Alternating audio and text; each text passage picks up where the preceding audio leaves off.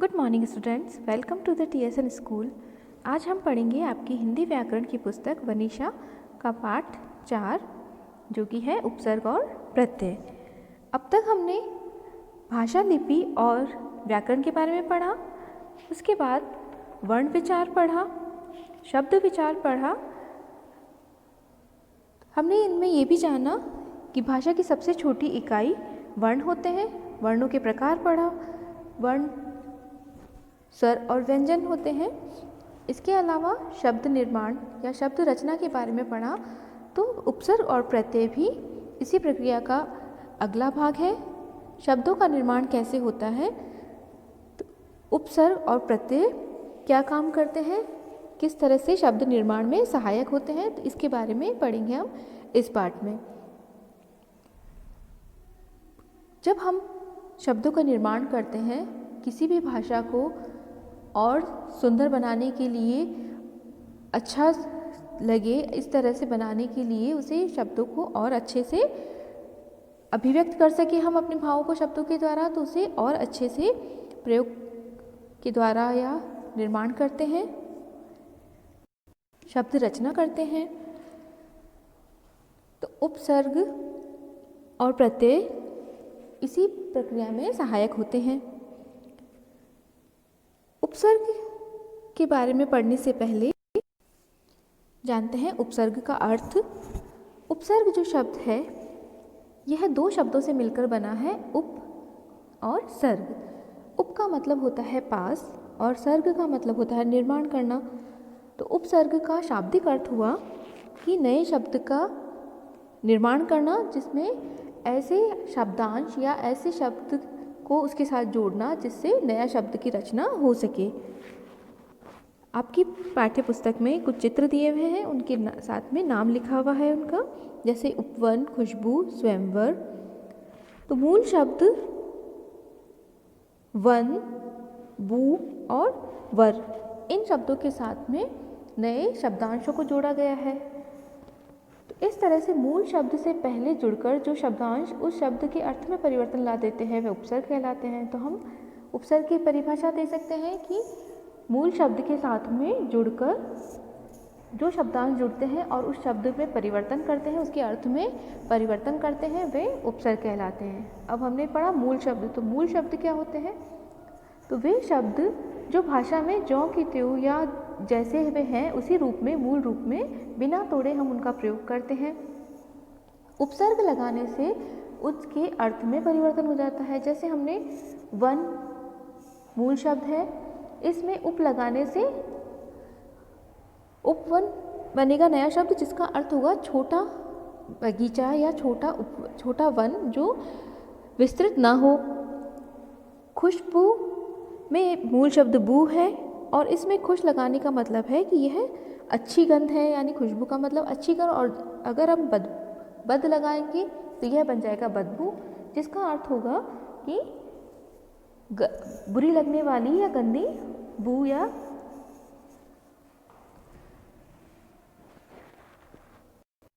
दुर्गंध।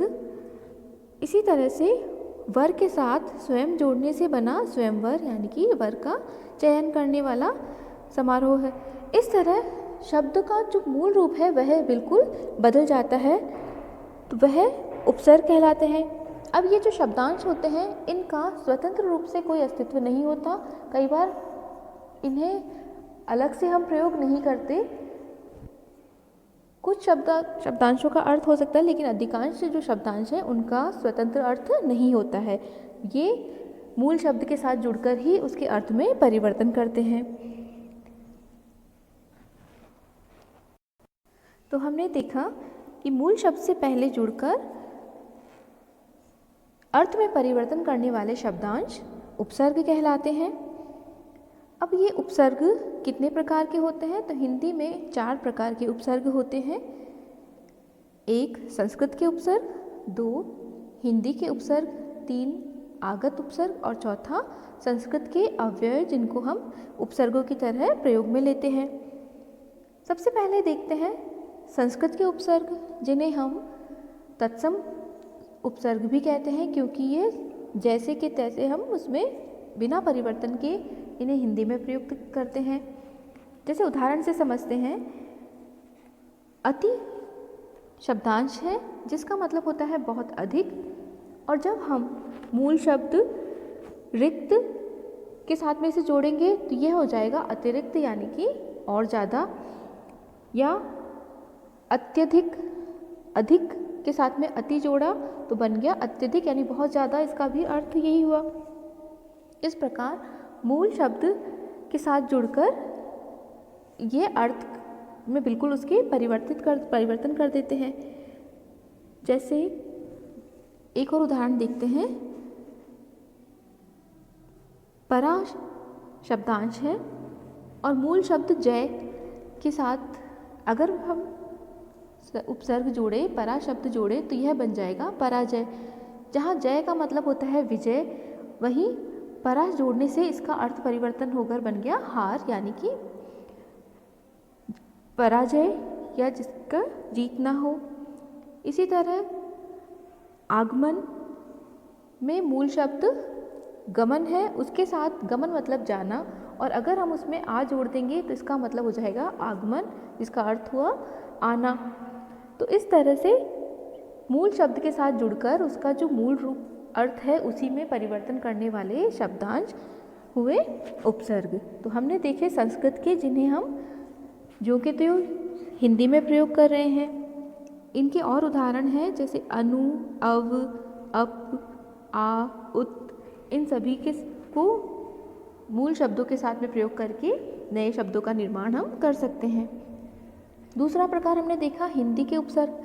हिंदी के उपसर्गों को तद्भव उपसर्ग भी कहते हैं, क्योंकि ये जो संस्कृत के शब्द थे उनसे बाद में बने तद्भव शब्द उनके साथ में लगते हैं, तो यह भी तद्भव उपसर्ग कहलाए।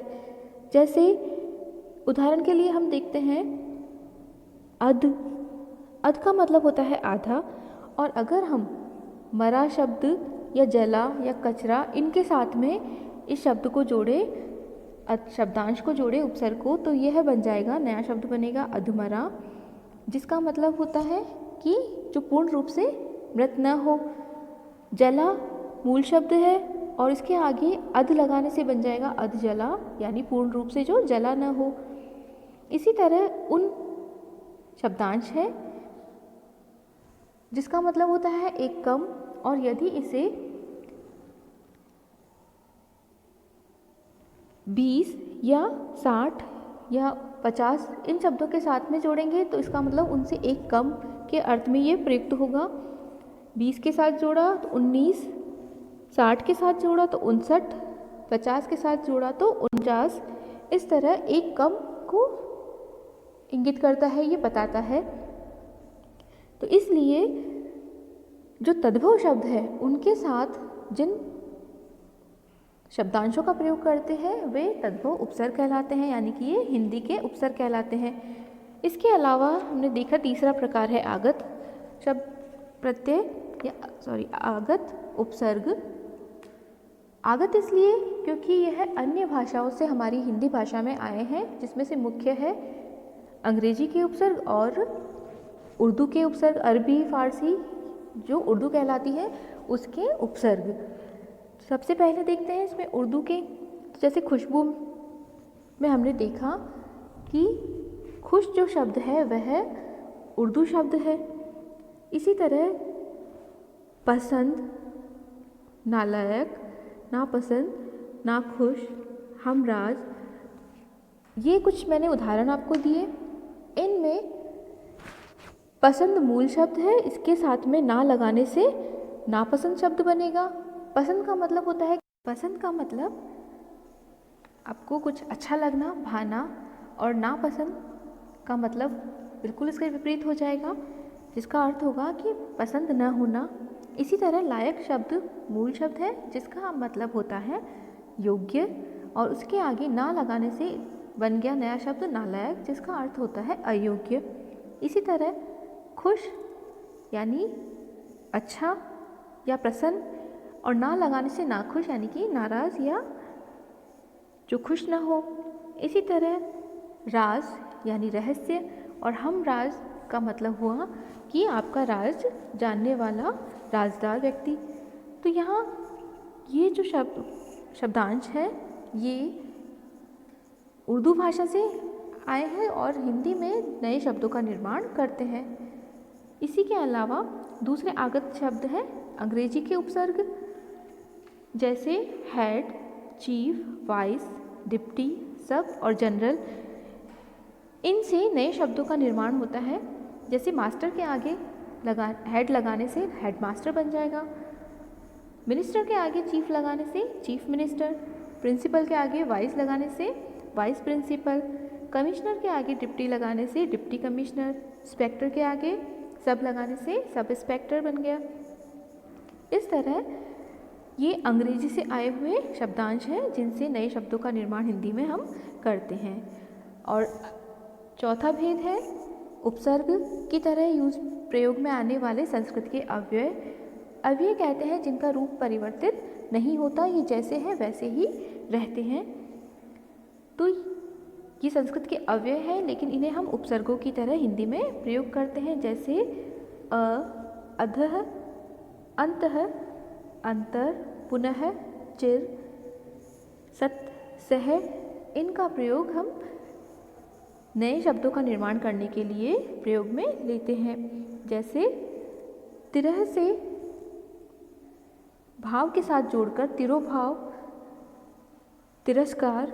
इसी तरह सह जो शब्दांश है अव्यय है, इसे पाठी, चर, योग के साथ जोड़कर सहयोग, सहपाठी, सहचर, इस तरह के नए शब्दों का निर्माण करते हैं। दूसरा प्रकार हमने पढ़ा था प्रत्यय, उपसर्ग और प्रत्यय में उपसर्ग के बारे में हमने पढ़ा। अब पढ़ते हैं प्रत्यय के बारे में। प्रत्यय भी शब्दांश होते हैं जो शब्द के मूल शब्द के साथ में जुड़कर नए शब्दों का निर्माण करते हैं। लेकिन उपसर्ग और प्रत्यय में मूल भेद या मुख्य अंतर यह है कि उपसर्ग शब्द से पहले लगते हैं जबकि प्रत्यय शब्द के अंत में लगते हैं। और यह है जो शब्दांश है यह संज्ञा या सर्वनाम या विशेषण शब्दों के साथ जुड़कर नए शब्दों का निर्माण करते हैं। तो प्रत्यय की परिभाषा देने के लिए हम कह सकते हैं कि जो शब्दांश मूल शब्द के अंत में लगकर उसके अर्थ में परिवर्तित ला देते हैं, परिवर्तन करते हैं, वे प्रत्यय कहलाते हैं। यहाँ हम कुछ चित्र देख रहे हैं जिनके साथ में इनके नाम दिए हैं, जैसे सुंदरता, शेरनी, बचपन। तो ये मूल शब्द इनका सुंदर, शेर तथा बच्चा है, जिनके साथ में ता, नी और पन लगाकर सुंदरता, शेरनी और बचपन बना दिया। तो इसी प्रकार शब्द मूल शब्द के साथ में जुड़कर ये नए शब्दों का निर्माण करते हैं। अब ये धातु रूप धातुओं के साथ में जुड़ते हैं। तो धातु किसे कहते हैं? धातु कहलाती है क्रिया के मूल रूप। जैसे लिखना जो क्रिया है उसका मूल रूप लिख है जो धातु है। इसी तरह खाना, पीना, चलना, ये सारे क्रिया रूप है। इनके मूल रूप लिख, खा, पी, चल है। इन शब्दों के साथ में जब हम शब्दांश जोड़ते हैं तो ये नए शब्दों का निर्माण करते हैं। जिस तरह हमने उपसर्ग के भेद पढ़े कि 4 प्रकार हैं उपसर्ग के, उसी प्रकार प्रत्यय के भी 2 प्रकार हैं या 2 उनके भेद हैं प्रत्यय के, जो इसमें पहला है कृत प्रत्यय और दूसरा तद्धित प्रत्यय। कृत प्रत्यय वे हैं जो क्रियाओं के धातु रूप के अंत में लगते हैं, उन्हें कृत प्रत्यय कहते हैं। यानी कि कृत मतलब करना, कुछ कार्य को बताने वाले कृत प्रत्यय। तो जो क्रिया रूप है, धातु रूप है, उनके साथ में लगने वाले प्रत्यय कृत प्रत्यय कहलाते हैं, जिनसे कार्य को करने वाले का बोध होता है, कार्य का बोध होता है। इसलिए ये क्रिया रूप के साथ जुड़ते हैं, क्रिया के शब्दों के साथ जुड़ते हैं, इसीलिए कृत प्रत्यय कहलाते हैं। इसी के साथ दूसरा शब्द जो है प्रत्यय, दूसरा प्रकार जो है वह तद्धित प्रत्यय। तो तद्धित प्रत्यय जो संज्ञा, सर्वनाम या विशेषण शब्दों के साथ में जुड़ते हैं वे तद्धित प्रत्यय कहलाते हैं। और संज्ञा या सर्वनाम या विशेषण के साथ जुड़कर ये नए शब्द बनाते हैं। संज्ञा के साथ जुड़ते हैं तो उसके कार्य को करने वाले या कर्ता को बताते हैं, भाव को बताते हैं, अलग अलग शब्दों का निर्माण ये करते हैं। अब हम देखते हैं कृत प्रत्यय। तो कृत प्रत्यय के भी 5 भेद हैं, उपभेद हैं, क्योंकि प्रत्यय के 2 भेद और भेद इनके भी और उपभेद हैं।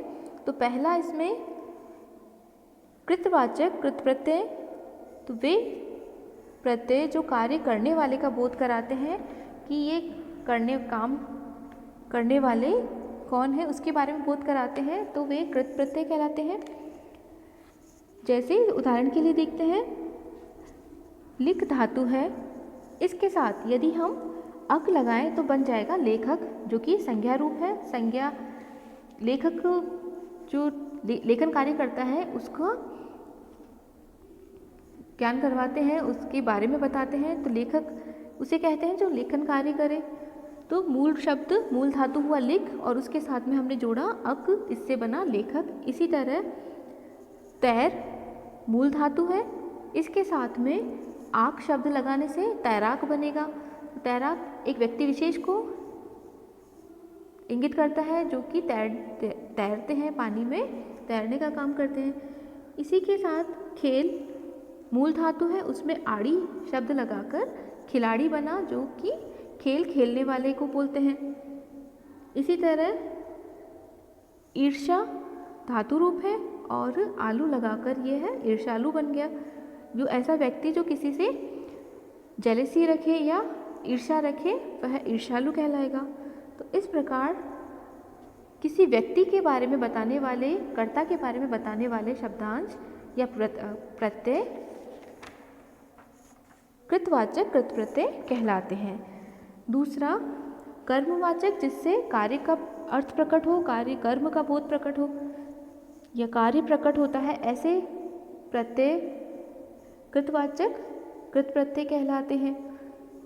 जैसे खेल मूल धातु, इसमें ओना शब्द लगाकर बना खिलौना, यानी ऐसा वस्तु या चीज़ ऐसी जिससे खेला जा सके तो वह खिलौना, तो जिसके कर्म किया जा सके। लिख धातु के साथ में ना लगाने से लिखना, यानी लिखना भी कर्म है कुछ। इसी के साथ गा के साथ ना लगाने से गाना, यह कर्म को प्रकट करते हैं यानी कार्य को प्रकट करते हैं, तो ये कर्मवाचक हुए। तीसरा भेद करणवाचक, जो कि साधन बताते हैं, क्रिया के साधन के बारे में जानकारी देते हैं, तो वह करणवाचक कृत प्रत्यय कहलाते हैं। जैसे जन के साथ में आनी लगाने से जनानी, रेत के साथ ई लगाने से रेती, झाड़ के साथ में न लगाने से झाड़न। तो जो भी हम कार्य करते हैं उनके साधन बताने वाले प्रत्यय करणवाचक कृत प्रत्यय कहलाते हैं। चौथा प्रकार है इसका भावात्मक कृत प्रत्यय। तो भाववाचक संज्ञाओं का निर्माण करने वाले प्रत्यय भावात्मक कृत प्रत्यय कहलाते हैं। जैसे पढ़ धातु रूप है, जिसमें अत प्रत्यय लगाने से पढ़त। थका या थकना, थक मूल रूप है, मूल धातु है, इसमें आवट लगाने से थकावट, जो कि थकान को इंगित करते हैं। लड़ मूल धातु, इसमें आई लगाकर लड़ाई। तो ये एक तरह से भाववाचक संज्ञा बताने वाले प्रत्यय हैं, इसीलिए इन्हें भावात्मक कृत प्रत्यय कहते हैं। और पांचवा प्रकार या अंतिम प्रकार है क्रियात्मक कृत प्रत्यय। तो ऐसे प्रत्यय जिनसे क्रिया के अर्थ का बोध होता है उन्हें क्रियात्मक कृत प्रत्यय कहते हैं। जैसे खा मूल धातु रूप है, इसमें ता लगाने से खाता। पढ़ मूल धातु, आ लगाकर पढ़ा। देख मूल धातु, इसमें कर लगाकर देख कर शब्द बना। तो क्रिया के अर्थ का बोध या क्रिया बताने वाले, काम बताने वाले शब्दों का बोध होता है, अर्थ का बोध होता है, तो वह क्रियात्मक कृत प्रत्यय कहलाएंगे। प्रत्यय का दूसरा भेद था तद्धित प्रत्यय। तो तद्धित प्रत्यय हमने पढ़ा कि संज्ञा, सर्वनाम और विशेषण शब्दों के अंत में जुड़कर नए शब्द बनाते हैं। इसके भी उपभेद है। इसमें पहला है कृतवाच्य तद्धित प्रत्यय। तो ऐसे प्रत्यय जो कार्य को करने वाले का बोध कराते हैं वे कृत प्रत्यय कहलाते हैं, कृतवाचक प्रत्यय कहलाते हैं। जैसे लोहा मूल धातु है और इसमें आड़ लगाकर लोहार बना, तो यह भी संज्ञा का नया रूप बना। लोहा जो धातु है और शब्द रूप भी है और वैसे भी धातु ही है, धातु रूप है, तो नए शब्द इसको कार्य करने वाले, लोहे का कार्य करने वाला लोहार कहलाता है। इसी तरह दुख शब्द में इया जोड़ा तो दुखिया।